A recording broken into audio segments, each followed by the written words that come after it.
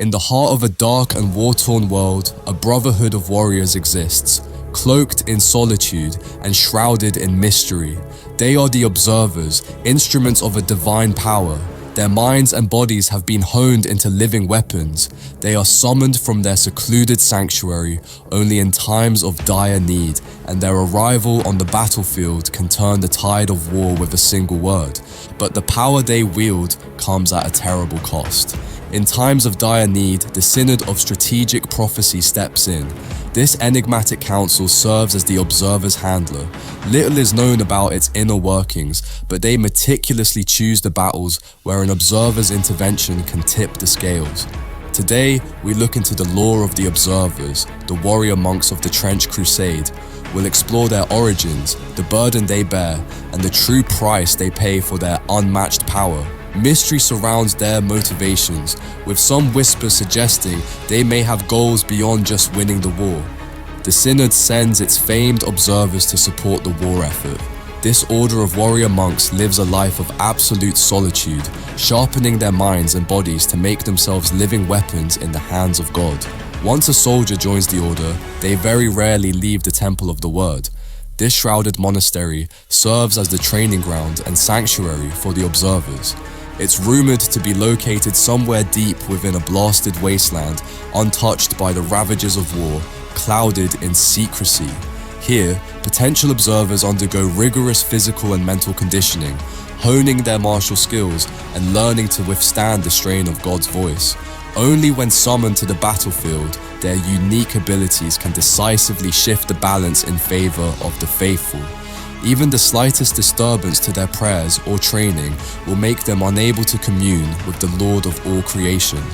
Thus, when not practicing their martial or mental disciplines, the observers spend their days in secluded, cloistered cells. Observers wear a specially crafted oculus helmet, enabling them to attune to the voice of God.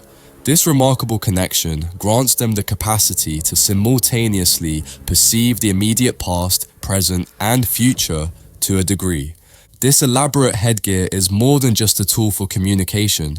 It acts as a conduit, filtering the divine pronouncements into something the human mind can bear. People claim that holy power imbues the intricate metalwork, amplifying the observer's connection and providing a measure of protection from the overwhelming divine influence. This enables them to perform unrivaled martial feats, but it comes at a cost, as a living human is not meant to hear the divine words.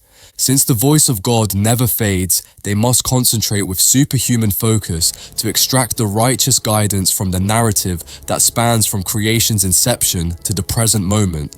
The ceaseless resonance of the divine echo ringing in their ears renders sleep impossible. Therefore, they must resort to potent sedatives and mind-altering drugs to endure the heavy burden of their battlefield role for any length of time.